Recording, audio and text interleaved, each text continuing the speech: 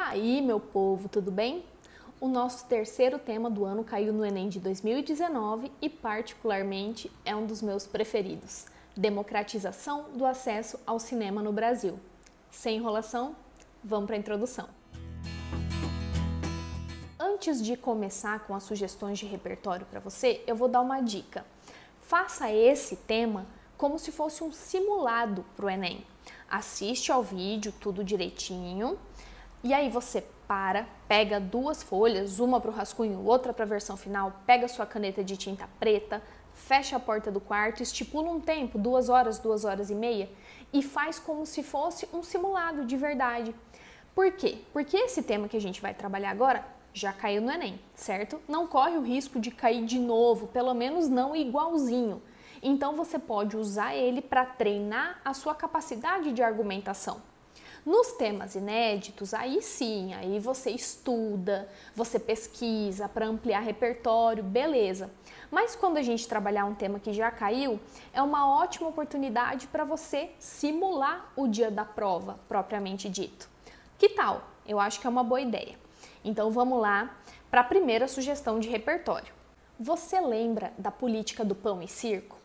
Essa expressão remonta à Roma antiga e se refere ao fato dos governantes distraírem a população oferecendo alimento, pão e entretenimento. Circo. Para quê? Para que os cidadãos, para que as pessoas esqueçam os graves problemas sociais que estão enfrentando. Até hoje essa expressão é muito utilizada, mas como que a gente pode encaixar no nosso repertório? Você pode adotar a tese de que o nosso país vive uma crise social e econômica tão grande que as pessoas sequer estão tendo acesso à alimentação. Quem dirá acesso à cultura? Então você pode pegar essa expressão e transportar para o nosso tema, embasando esse argumento. Você também pode dizer que, historicamente, as salas de cinema foram sendo instaladas nos grandes centros urbanos, em espaços geralmente elitizados, onde ficam os cinemas hoje, né? Em shoppings, só nas grandes cidades, nos grandes centros. Então, outra tese possível é de que a sociedade, ou pelo menos as populações com menor poder aquisitivo ou residente longe dos grandes centros urbanos, foi tendo esse acesso ao cinema inviabilizado, até mesmo por questões geográficas. E também temos a nossa boa e velha Constituição Federal de 1988. No seu artigo 215, ela diz que o Estado tem que garantir acesso à cultura a todo cidadão brasileiro. A gente sabe que isso não está acontecendo, né? Então você também pode abordar isso na sua introdução.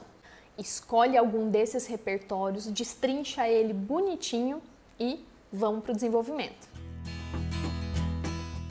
Um dos argumentos mais fortes para você utilizar com esse tema e com qualquer outro que tenha a ver com acesso à cultura é o fato do Brasil ter se desenvolvido historicamente de uma maneira extremamente elitista e segregacionista. Você pode inclusive citar o historiador Sérgio Buarque de Holanda. No livro Raízes do Brasil, ele argumenta que a segregação social é uma característica da sociedade brasileira. Se liga que é um argumento bom para rechear um parágrafo inteiro. Outro argumento. A gente sabe que as grandes redes de cinema cobram ingressos caros para as sessões de cinema. Tá caro ir assistir a um filme. Quem dirá comprar pipoca, comprar refrigerante? Isso acaba limitando o acesso ao cinema para grande parte dos brasileiros que estão preocupados apenas em sobreviver, né? A gente enfrenta uma grave crise econômica, né? Tá difícil de grande parte da sociedade conseguir se alimentar, como a gente disse lá no começo. Então, quem dirá ter acesso aos filmes nas salas de cinema? Nesse sentido, você pode citar o filósofo Pierre Levy. Ele diz que toda nova tecnologia gera seus excluídos. Ou seja, enquanto o campo tecnológico evolui, uma parte da sociedade se vê impedida de usufruir dessas modernidades, desses avanços, muito em função da má distribuição de renda. Mais uma boa opção para você avaliar e a gente finalizar o desenvolvimento é que o filósofo alemão Karl Marx desenvolveu o conceito de alienação ligado à força de trabalho. Esse conceito se refere à insuficiência intelectual dos operários no contexto da Revolução Industrial, mas a gente sabe que isso se aplica até hoje. A gente observa uma nítida exclusão das camadas sociais periféricas, um bloqueio intelectual imposto a essa camada da sociedade.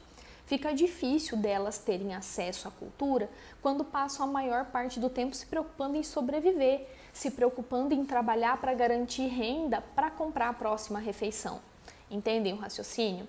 Percebam que os 3 argumentos que eu citei aqui têm tudo a ver com problemas sociais, com a má distribuição da renda.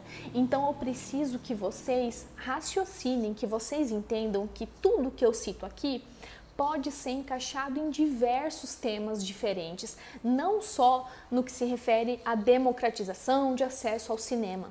Qualquer tema que se refira à exclusão social, à exclusão cultural, pode ter qualquer um desses argumentos utilizados. Você precisa se atentar para esse detalhe que é muito importante.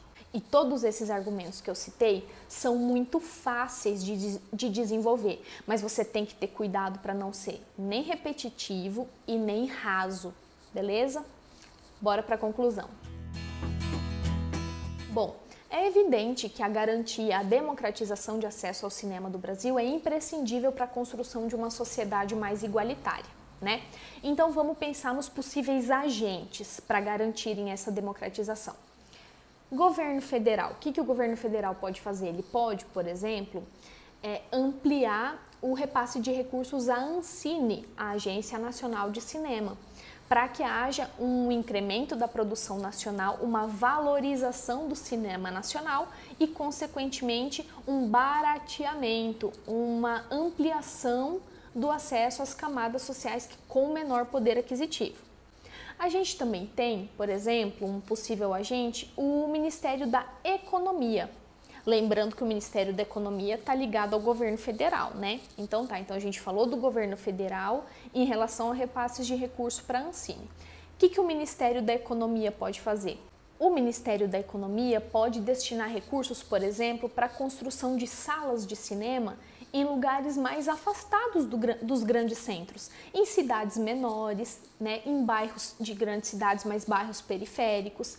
Dessa maneira, cidades que hoje não têm acesso a redes de cinema, a salas de cinema, poderiam ter. O Ministério da Economia também poderia, por exemplo, estabelecer parcerias com a rede privada, com as grandes redes privadas de cinema, para, por exemplo, possibilitar passeios de alunos da educação básica, né, de escolas públicas. Dessa maneira, pessoas que dificilmente frequentariam, né, sessões de cinema poderiam vir por meio de uma parceria público-privada. Outro agente possível é o Ministério da Cultura. O que o Ministério da Cultura poderia fazer? O Ministério da Cultura poderia criar políticas públicas que garantissem a efetivação do artigo 215 da Constituição. Lembra que a gente falou lá no começo? O artigo 215 diz que o Estado tem o dever de garantir a todo cidadão brasileiro o acesso à cultura, certo? O Ministério da Cultura poderia criar políticas públicas para garantir a efetivação desse direito. Já que o acesso à cultura é um direito de todo cidadão brasileiro, a pasta poderia criar políticas públicas para garantir esse direito. Pasta é uma palavra que a gente pode usar como sinônimo para qualquer um dos ministérios, tá? Pasta com letra minúscula mesmo. E pronto, tá aí o nosso terceiro tema. Lembra que lá no Instagram eu fico enchendo de conteúdo para você abordar e ampliar ainda mais o seu repertório no que se refere a temas com esse assunto, com essa temática. Lembra disso? Daqui a 15 dias eu volto com o nosso quarto tema, aí vai ser inédito, tá? Mas enquanto isso, a gente vai se vendo todos os dias lá no Instagram. Até mais!